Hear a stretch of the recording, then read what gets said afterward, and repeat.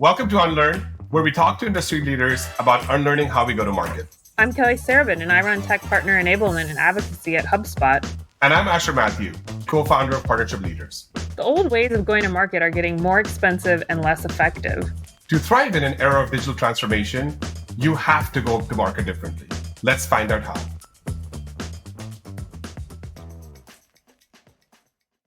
Hey, everybody. Welcome back to another episode of the Unlearn Podcast, where we don't have schedules, frameworks, playbook for how this thing is done. We just invite guests and we have conversations with them. And sometimes they don't like us for that, which is all okay too, you know.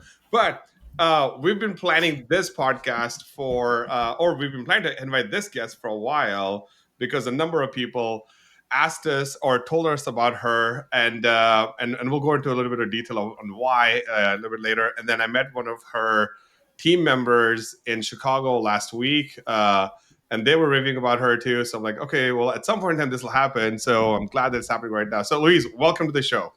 Thank you. It's nice to finally be here. I know it took some time with scheduling on my part. Yeah, all good. All good. Tell us a little bit about yourself, because I think a lot of people know you, but I don't know if all of our audience knows you.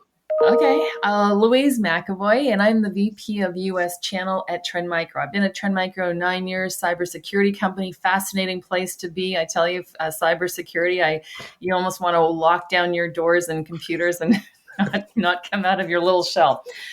Having said that, really, I've been in the channel for a pretty long time and really I've seen a transformation in the channel. I think it's definitely needed, and excited about everything that's ahead, because we have really kind of gone through a lot of changes that were necessary. So looking forward to that. In my spare time, I mountain climb, mountain bike, travel around the world, and that's a little bit about me. Well, you've actually mountain climbed a lot, because I was at the Google Marketplace Exchange Summit, and somebody on your team, I'll tell you her name, Nancy Keller. Oh yes.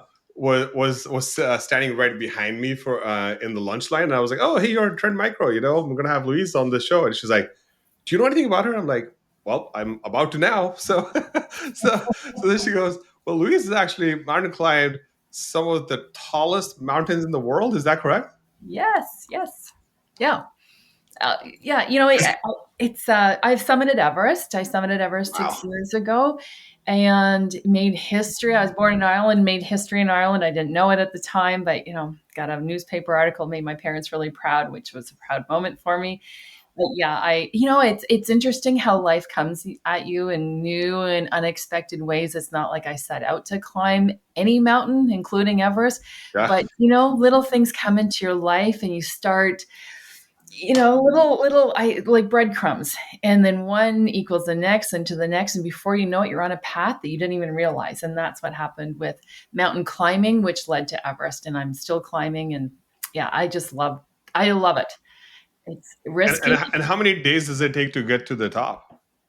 Well, you're 7 weeks on the mountain. Oh, wow. Yeah, because you have to go through multiple base camps, right? Like you go to one and then wait. Yeah, it's kind of climb high, sleep low. So you acclimatize by climbing high, you come back to base camp, you climb a little bit higher, you come back to base camp. Yeah, so 7 weeks on the mountain, 7 weeks in a tent. I was 6 weeks without a shower. It's a little bit of sacrifice, not just financially, but, work-wise, you're taking a lot of time off work, family, friends, and then just the drudges of living in a tent for so long. I would love your point of view then on kind of balancing, a demanding career with a demanding pursuit outside of your career, right? Because it's not just those 7 weeks. It takes the process to train, right? That's very time consuming. So love to hear your thoughts on how you've kind of balanced going hard in your career and also going hard in your non-career. Oh, that's a really good question, Kelly. I think it takes three things. One, it takes a mindset, and I'll talk about that in a sec. But you also need support of your family and friends, because it's a huge sacrifice.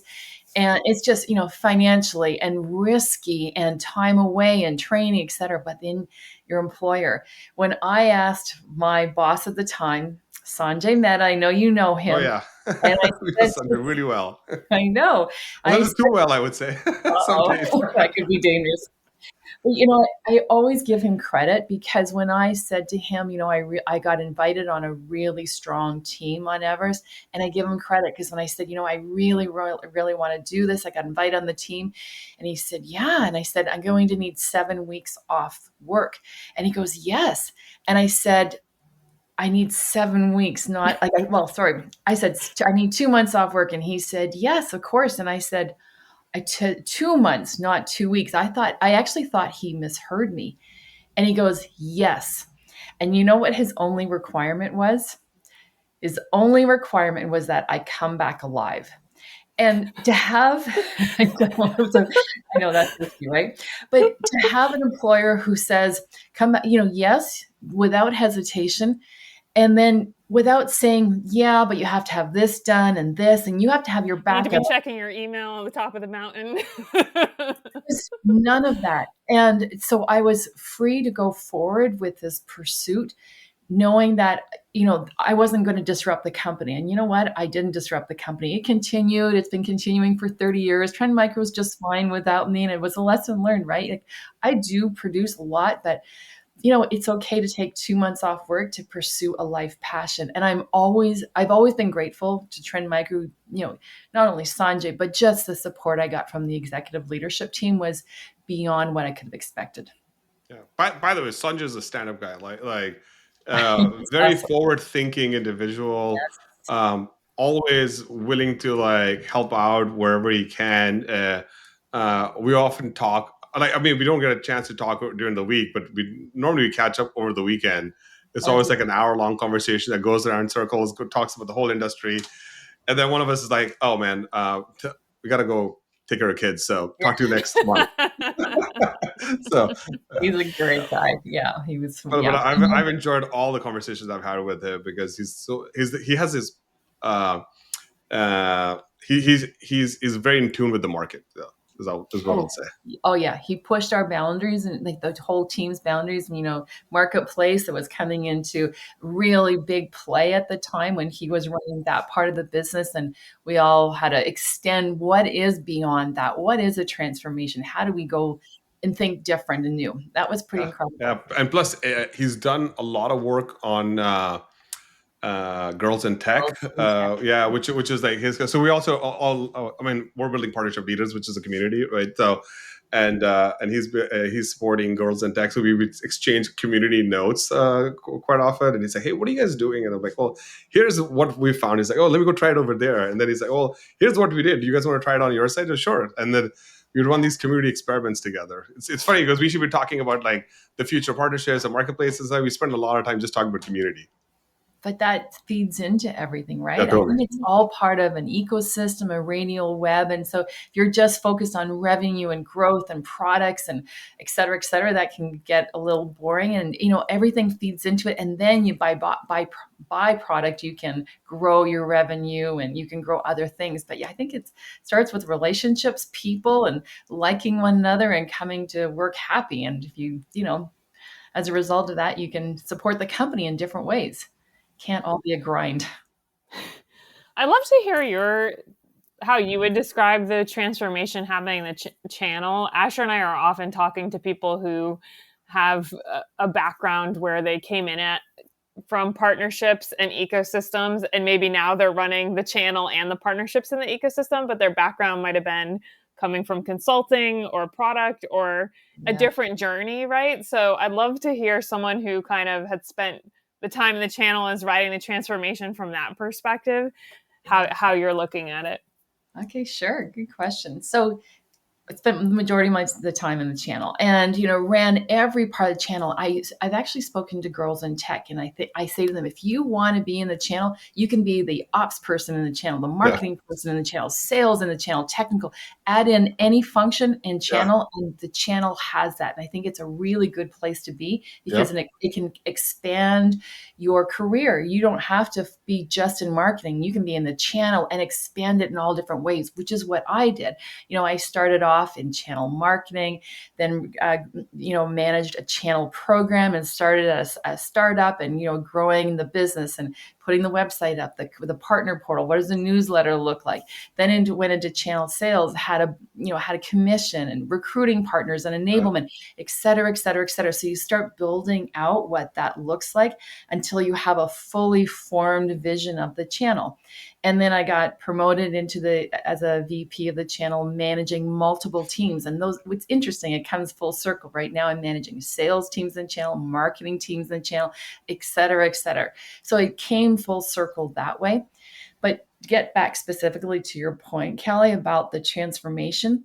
When we think of the channel, it was, a typical resell approach. It's, partners doing very transactional sometimes, just putting, they're like taking that paperwork so that we take the risk away from those software vendors. They might add some value with services, pro serve, et cetera, but, very much a transactional model. And we think about things like MDF, funded heads, all of that is evolving into what's next. And this is where I'm most excited. And it was almost sparked by a book I read called The Blue Ocean Strategy, about how you can take a traditional model and move it into something that's transformational. And that means a different way of thinking. So I applied that model to the channel and went, how can I be this niche player, differentiator in this big market versus being surrounded by all my competitors and we're all going after the same market. So it really was a transformational mindset, not looking at transaction, resell, but looking ahead. That includes marketplaces. AI is just changed the whole thing. Now looking forward to what's next. Is it quantum? We had this thing called metaverse. Are we still on that? Like there's so much. The services and where services are going in the channel is blowing up. It used to be just pro serve, implementation, consultation. Now it's migration services, risk, cyber insurance. Like there is just so much more that partners can offer. And I really see how there's a lot of value add that partners can offer. And I think there's no better time than right now to be in the channel. It will expand your mindset if you're interested in looking towards the future. Hopefully that long answer, and hopefully that gave you some context where I'm thinking of the channel, because I think there was an evolution that needed to happen, and we're there. Yeah. Well, let's unpack that, right? Because you were talking about. I always like to record when the podcast starts, but we were delayed by 2 minutes, and so Louise was saying, I want to talk about the things that we need to unlearn. And so let's talk about that. From your point of view, what are some of the things that we need to unlearn? Good question. I think do we pay for things that we're not getting? Do we do things that don't have an ROI attached? Do we put the same old resources in the same business titles or categories to move the business along? That might be just inching it forward. Or do we change everything, unlearn what we kind of acquired all this knowledge and go and shake it up and go, wait a second, if I have a budget, am I going to put it against the same old things that's going to move the business forward in the same old way? Or do I look at that and go, what if I change that budget up? What if I change that model of spend? Even marketing is changing. So maybe I need to take away from those, standard campaigns and move it into something completely different. What does different look like? So I've been going through this process of how do I unlearn all these years of being in a traditional channel model and changing it. And it's people, it's processes, it's budget, it's how we report, it's what we report.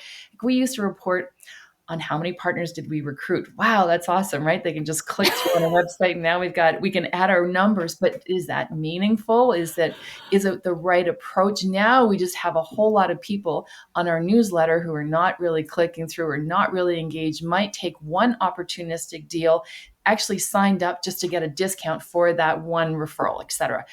That's not productive. So if we shrink the model and go, what is productive? How can I spend my money in a different way? And maybe I don't need to put a channel account manager on this account and this one and this one. Maybe I shake things up and look at it from a different perspective.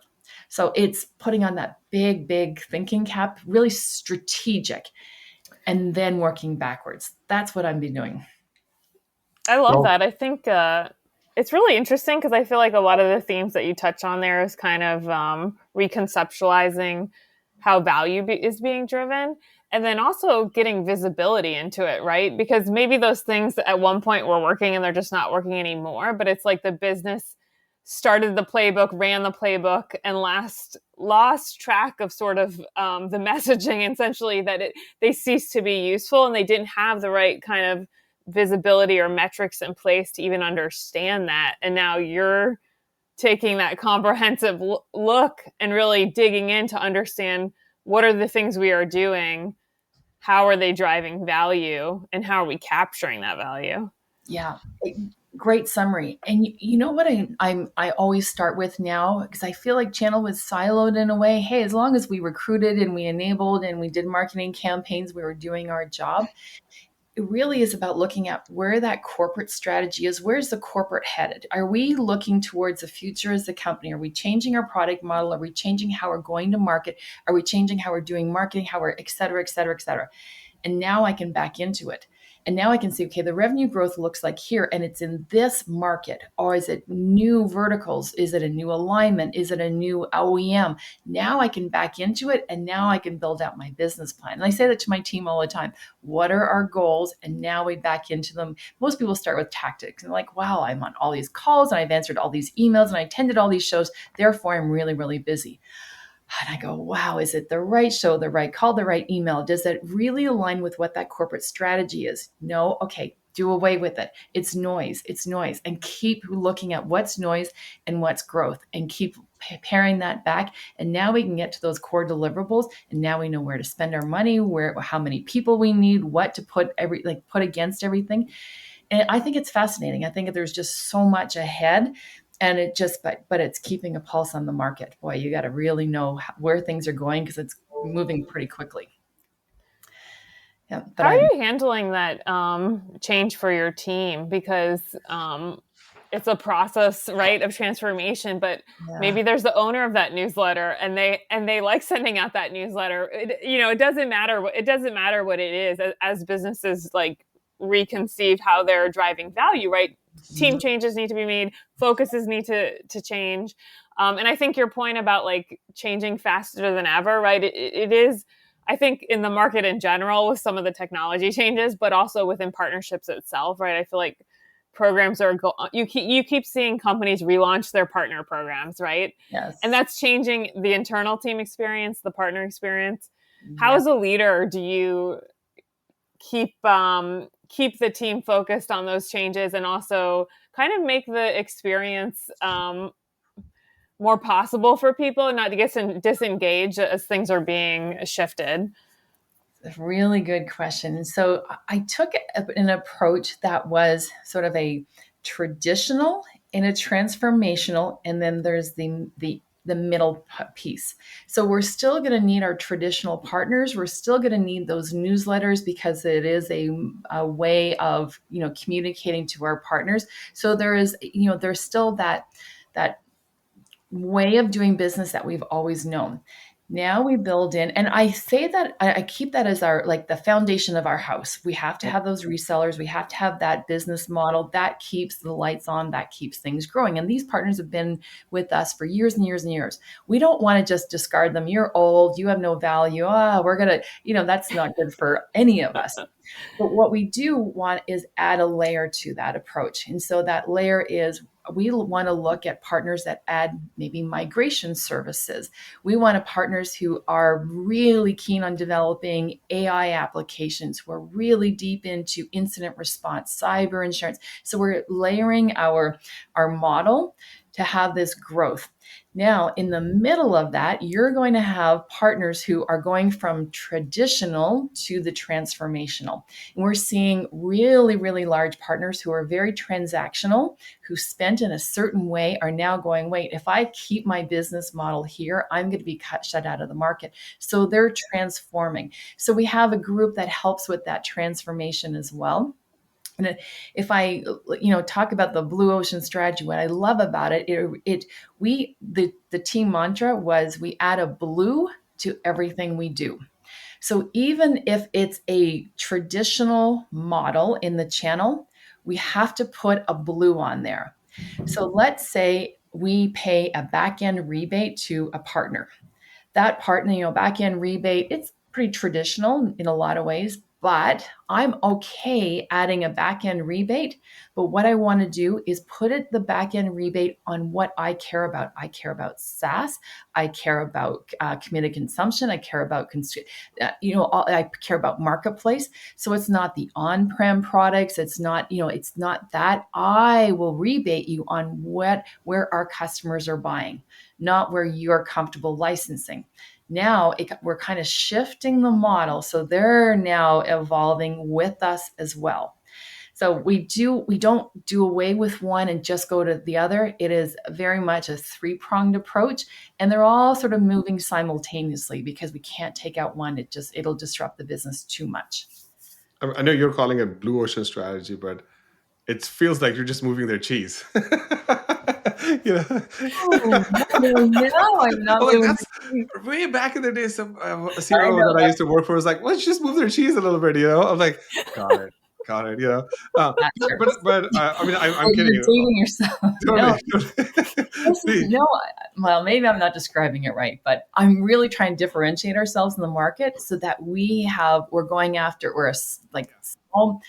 there's only a small amount of people who are players who are that kind of differentiator going after a bigger market versus a whole bunch of us going after the same customer set. Yeah. Well, let's talk about it from the other side, right? So now you're thinking, hey, you know what? We do need to change things up to make sure that we attend to the market shifts that are happening, buyer shifts that are happening, right? And then when you, as an executive, you realize that you have to go get your stakeholders aligned, right? And that the transformations just don't happen like tomorrow. There's like a timeline, and there's like a commitment, and the business also wants to have to do that so that you can do your piece of it, right? Let's talk a little bit about that, because I feel like that's actually where a lot of partner leaders don't follow the process well, or miss out on, right? Because they're so used to being in the weeds and being outside the company, that then they forget that, yes, I want to make the shift, and I've already told my teams to make the shift, which is fantastic, but they only made the shift the things that they control. And so net, we're still kind of there. But if the business shifts, then I've got this like momentum, and I can really shift, Mm-hmm.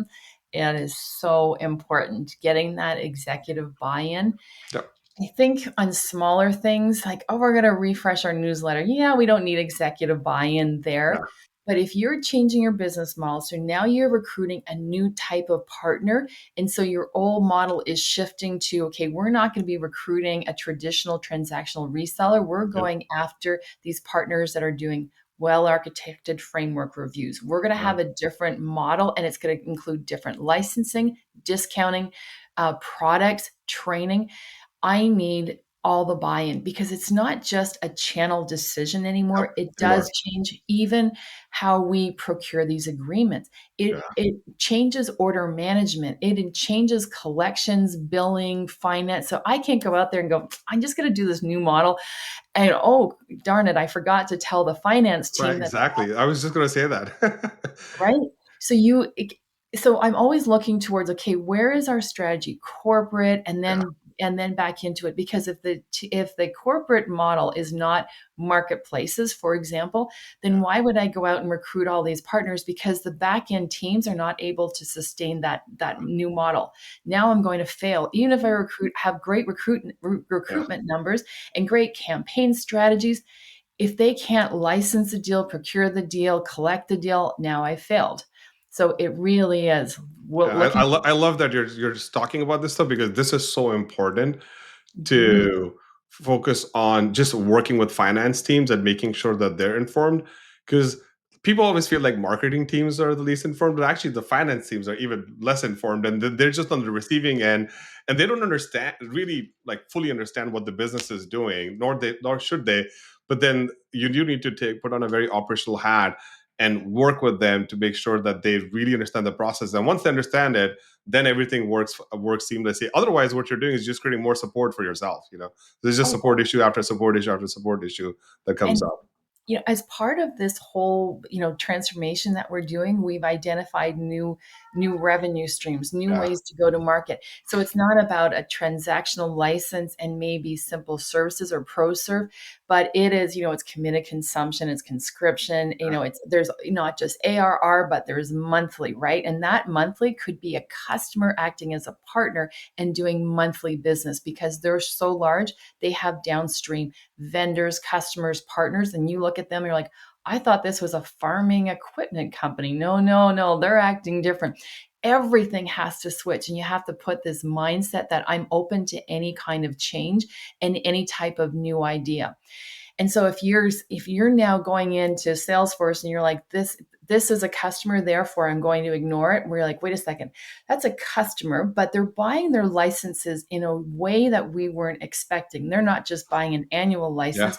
They're actually procuring monthly. Wait a sec. Why are they procuring monthly? If you dig into it, wait a second. They're procuring monthly because they're selling downstream. They're acting like a customer or a partner. Wait a second. Now you've got to unpack a whole lot of different things. Now you have to sell to a customer as though you're treating them like a partner, and a partner like partners can be customers as partners. So much has changed. Mm-hmm. So it's not just with channel, it's with the entire organization, Yeah. and channel is a piece of it. The little bits and pieces, our website, our portal, our deal reg, yeah, that's channel specific, but the bigger model really needs a bigger buy-in. Yeah. It's great. And so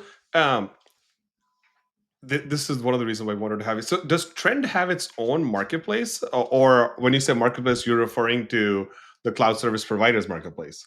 Cloud service providers. Yeah. So we Okay. work with the hyperscalers, Yeah. AWS, Azure, GCP, but the disties have had their marketplaces Yeah. forever. Yeah. Aerosphere, Ingram Blue. Then you have Yeah. other marketplaces like Red Hat, and you've got AppDirect. There's all kind. Now that's a whole other discussion too, because you need to look at. You can't just say I'm going to put my product in this marketplace and another one here. I'm going to put this.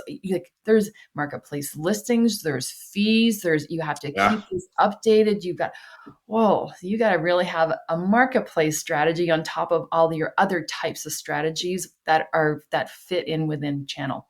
Yeah. Yeah, it's a No, big it's very timely. I was at the last night. I went to the IDC Strategic Alliances Summit happy hour.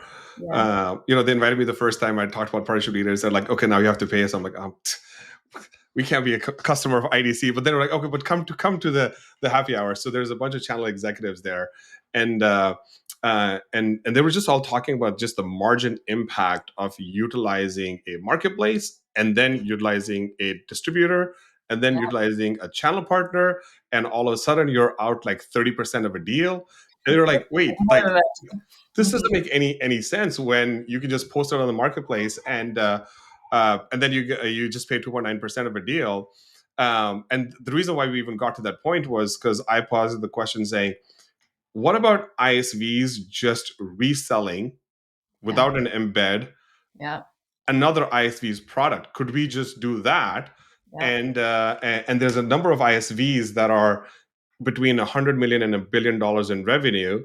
They mhm, all have amazing go to markets, yeah, and they should be utilizing a resell concept, but just for themselves. And even if they picked five and did resell with five, yeah. you would actually be able to have the 20-30% revenue impact that you're just looking for. They're not looking for 100% revenue impact, basically.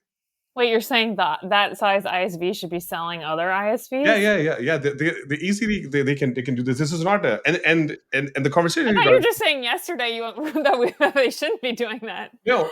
The conversation that we were having yesterday, Ritu was saying we shouldn't be doing that because it's too complicated. But as I was talking with these channel executives, they got it right away because they said, co-sell is a little like, let's call it influence plus.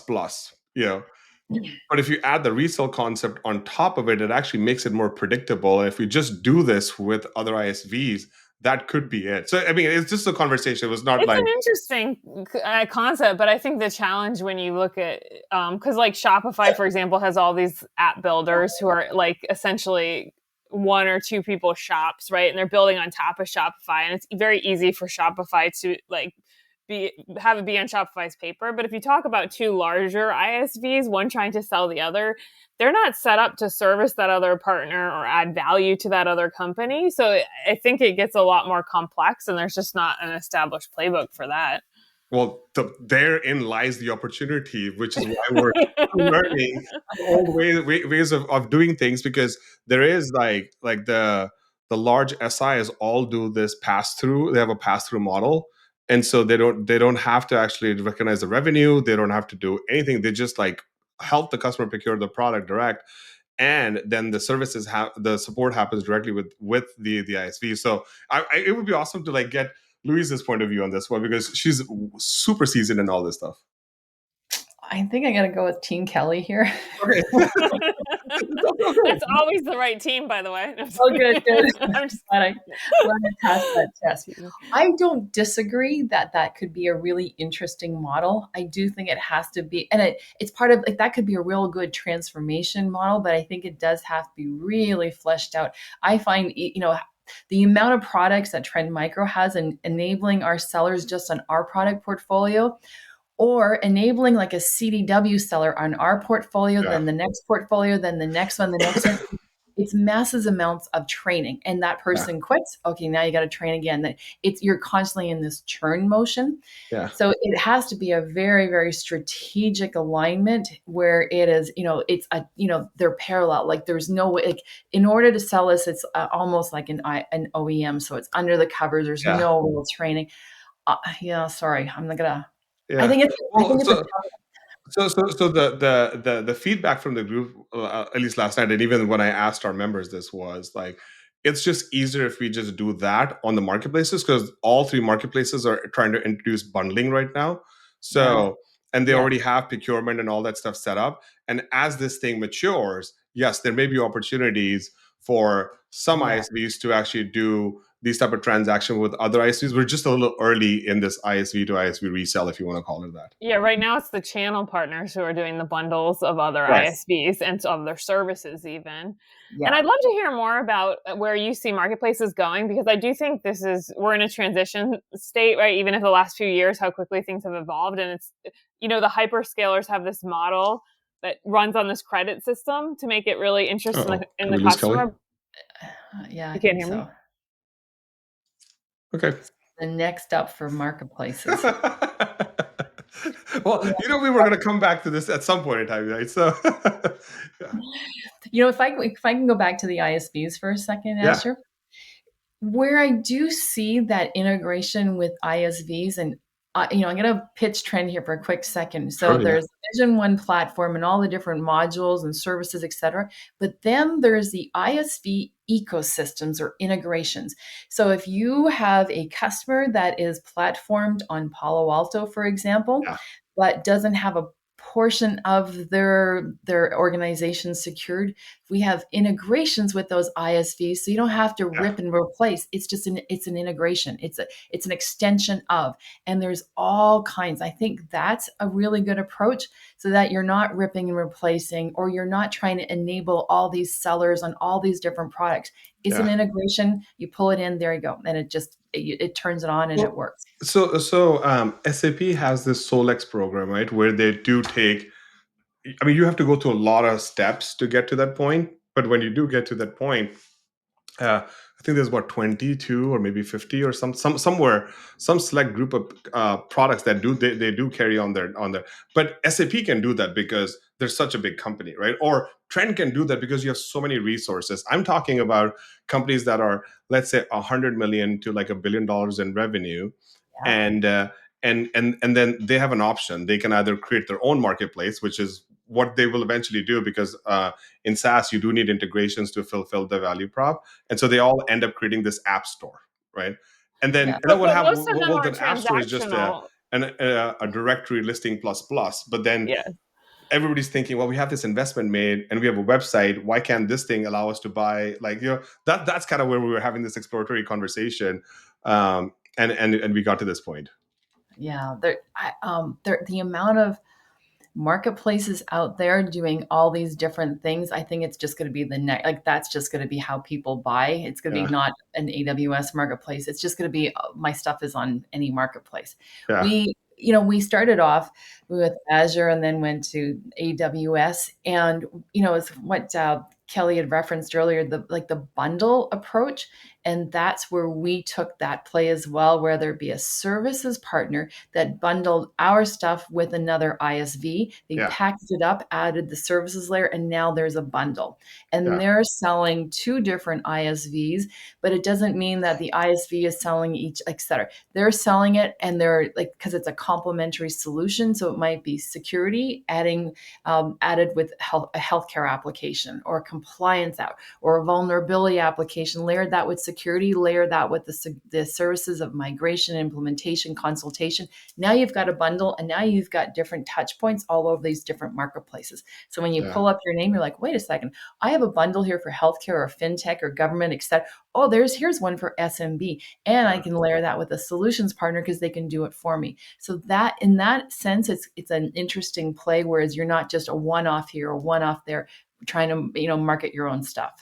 yeah. Well, even let's say, if we take this a little bit on our personal side, like when we go to the Apple App Store, right? They do Yeah. have the productivity bundle, and then this bundle and that bundle. So that concept exists. And I was talking with another friend, and I'm like, at some point in time, the Amazon app would just because they have pharmaceuticals today, they have prescriptions, grocery, like all these books, all these things, and we just Real have business. And Yes. and Amazon has Amazon Business today. So you just click business, and then all your stuff shows up. All the things that you would really want shows up. Um, the At least as I've understood it now, some of the larger channel players have these procurement relationships with some very large companies Mhm. that also all has to transfer over, and I don't know if that will ever change, because You mean it's been around for so long. you mean their EDPs, like taking down those enterprise discount? Yeah, yeah, yeah, Oh, it's interesting because, we have an EDP, our yeah, customers have an EDP, our partners have an EDP, this resell, like everyone's got that, and they're trying to take down their own so that they can get a higher level discount on that platform, that marketplace. So it's a very, I don't know, convoluted, but it does get a little matrixed, and who's EDP, and can we bring in that partner, that customer in ours, and we all take down our EDP, add in a disty to that marketplace, and wow, yeah, you've got another layer of yeah, complexity. totally. Yeah, there's a lot there's a lot to unpack. There's a lot to learn, and I think for any partner or ISVs going into marketplaces, there is I want to take it back to what we started at, and that Yeah, is getting that corporate sponsorship, the executive sponsorship, and not just doing it alone. Because I've spoken a lot at conferences, and people come up to me and say, this is a channel play. No, no, no. This is your corporate strategy has to be yeah, there. And what is it that you're trying to do? You have to look at, where are your customers buying? And there we can flow the channel towards it. But if we flow a channel over here and the customers are buying here, now we failed. Now we don't look like a really good channel team. So we got to look at all different types of models. And for the most part, it starts with the customer. yeah. I mean, it's a fantastic point that you're making, and if you just plus that a little bit, the requirements for being a modern channel leader, or a maybe competencies, maybe not requirements, right, for being a modern channel leader and modern partnership leader, are so broad now, and that's why I feel like it's such a rewarding function and place to be in, because, like, so back in the day, or maybe like at some parts, in some parts of the, let's call it larger channel, you have like partner management, and then you have partner sales, and you have partner marketing, right? Those are Yeah. like kind of like your three core, right? And Yeah. then some folks that got lucky that had larger teams could also work on career, and then they learned how to like level people and all those things, right? But now you have platforms, you have marketplaces, you have AI, you have uh, I don't know, 400 tools that you have, right? So like a leader of a partnership team like really needs to have a very broad set of competencies that they need to work in. And then once they do that, then they need to share that with the other executives who also, by the way, have all of those things of their own, right? It's so true. I think I think those are all excellent points. I think one of the competencies you need to have is influence Yeah, and relationship building as well. Because if you yeah, don't have the ability to influence, hey, this is where the market is going. This is what we're seeing. Our partners are saying this. You got to listen to me. Then you're going to miss the mark. You've got to keep a pulse on the market constantly. I'm constantly reading the next report, the next analyst report, the next yep, market study to see where things are going. And there's a lot of great tools out there, a lot of great newsletters that say, okay, I've done this research. And then you're like, okay, I'm going to piece that together with all, because there's so many different channel tools, channel companies being built to yep. help you modernize and license and procure and hire. And so, yeah, there's so much coming at you. I think it's exciting. You got to be able to take all this and then you got to go away for the weekend and decompress Well, because it's all coming at you Or pretty you can well, quickly. go but you again, Mount you're Everest a and very decompress. seasoned and like senior leader, right? Like where you're studying markets, and like to me, this is actually where uh, the next gen leaders need to chart a path towards is actually study markets, study industries, and like bring that back, because the other executives are also looking at similar things, but they want to talk to somebody about it, right? And the way that you would build the influence and build the relationships is having that type of conversation versus having the leads ops deals conversation and the Yeah. next integration or conversation. And I think those are important for a different level of the organization. Yes. But as I've spent more time with like people at your level, you're all just looking at just business problems and then trying to solve them with partnerships versus the other way around, which I think is encouraging. And I think now more than ever we have a large number of people that are more business people entering partnerships, and that's why the roles are evolving. Obviously, like I mean, we're a big proponent of this role called the chief partner officer, um, but finally you're starting to see the transformation inside this function, just like all the other functions have gone through it. Yeah. Yeah. This one has really evolved. Like, I like that. The chief partner officer, it was a chief ecosystem, Yeah, it's a channel chief. Like, we've gone through a number of different titles too that, mot du jour.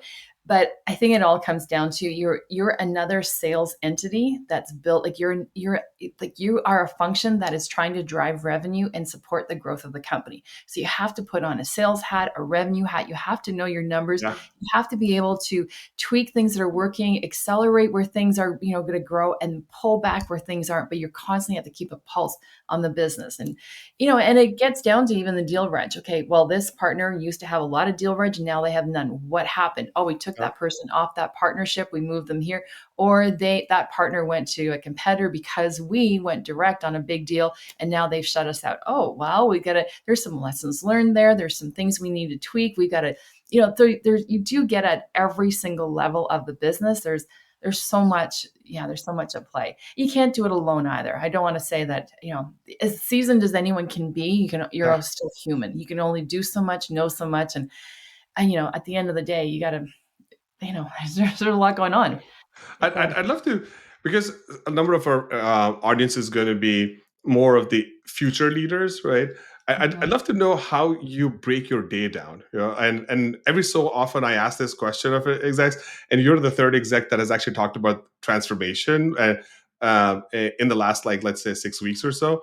But I haven't asked the question of like how people actually break their day down. So I'd love to know if you're okay with sharing, like, how do you break your day down? Yeah, good question. I'm gonna start off personally. I work out every single day in the morning. Nice. I mean, unless there's a 5 a.m. call, I have that muscle memory, and if I don't do it, I am just angry. Yeah. So I really feel strongly that doing something for me at the start of the day versus answering emails at the start of the day is really beneficial to me. And I always write down at the start of the day, what is it that I need to accomplish today? Because I referenced this earlier. We can say, I'm so busy because I'm on all these conference calls and I respond to all these meetings, but did you actually move the needle? And I find, especially, everyone wants to have a one-on-one with you. They want to discuss what they're doing, their career. Now you can just you can just be talking all day, but Yeah. not a whole lot. So I really break it down into categories. It has to be, how am I moving the revenue for the company? How am I building the partner program? And how am I developing the team? And that development of the team is one-on-ones, obviously. The partner program, okay, we have a number of events that we're going to be going to. We need to figure out who's going to be going. How is it that we're going to be at that? That's just an example of an event. We've got a whole lot of them coming up. And now it's the revenue. Okay, now I got to look towards it. And you can't have so many things like, I'm going to have 10 things written down. It's not going to work. So it really is in those different pillars: the growth of the company, how am I going to progress the program, and what am I going to do for the team? If I So every and then I morning back into everything. And I always reflect on the end of the day. Well, I shouldn't say I'm not perfect, so I don't reflect every single day, but I do try to go back and go, okay, did I move the needle in some capacity? In even one of those 3 buckets, I did. Okay, I'm doing a good job. And again, it comes down to being human. You can't be like, oh, I'm just going to do everything every single day, all the time perfectly. You can't. And that puts too much pressure on you. But you can do a lot of things really, really well. So I try to break it down in those 3 buckets.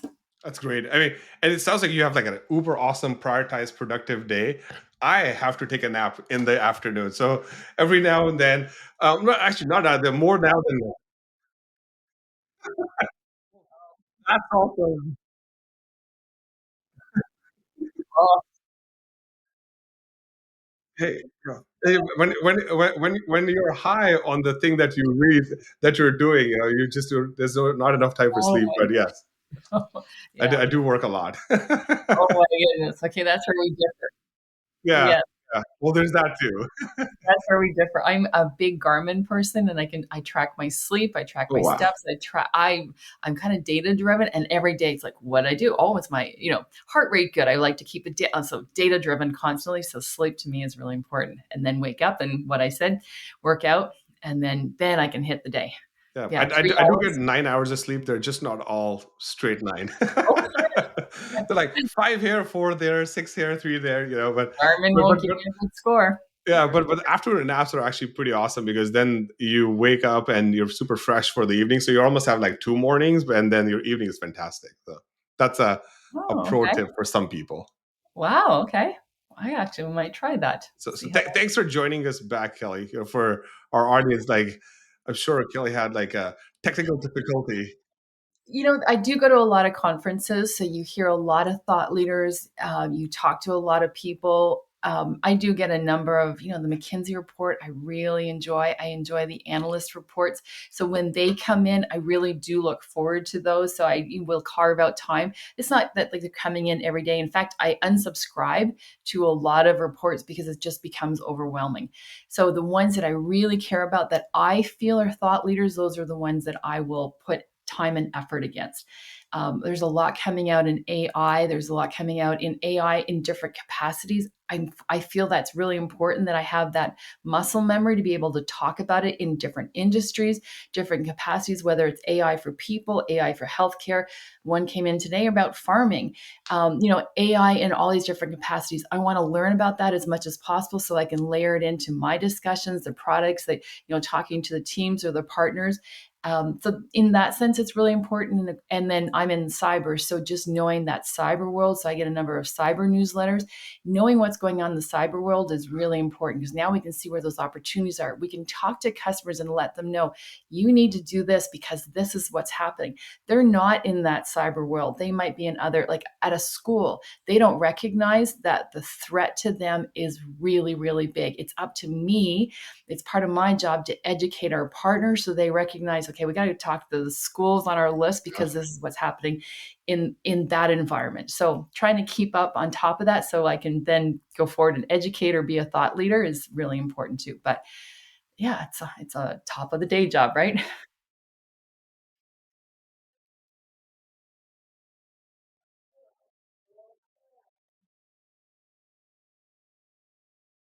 Oh,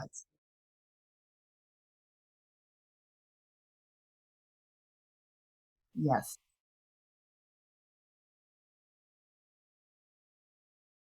Yeah, and there's lots of new data coming in, so, you try it and like, "Nope, this doesn't work for me. This doesn't address my needs, then I'm gonna move on." So, it's there's so much coming at you, so you really have to be very prescriptive about what you allow into your inbox. Otherwise, you'll just get overwhelmed. At least I do. I'm kinda type A, so I do like to have a clean inbox as much as possible. I don't know if you noticed, but yeah, All right.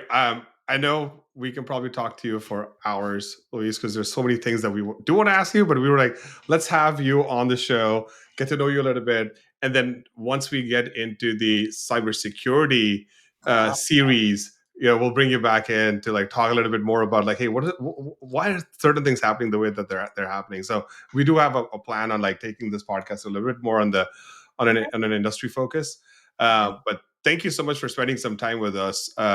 Enjoyed learning from you, and definitely double clicking on the exact priorities and getting stakeholder alignment and how important it is for partnership leaders to be very in tune with where the business is going, not just where their part of the business is going. And best of luck for your day. Thank you. I appreciate the invite. It was a real pleasure to talk to you both of you. Easy conversation. I loved it. Good talking with more. Okay. Thank you again.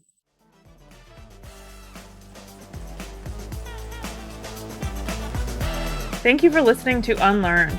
Subscribe wherever you listen and visit unlearnpodcast.com for the transcripts.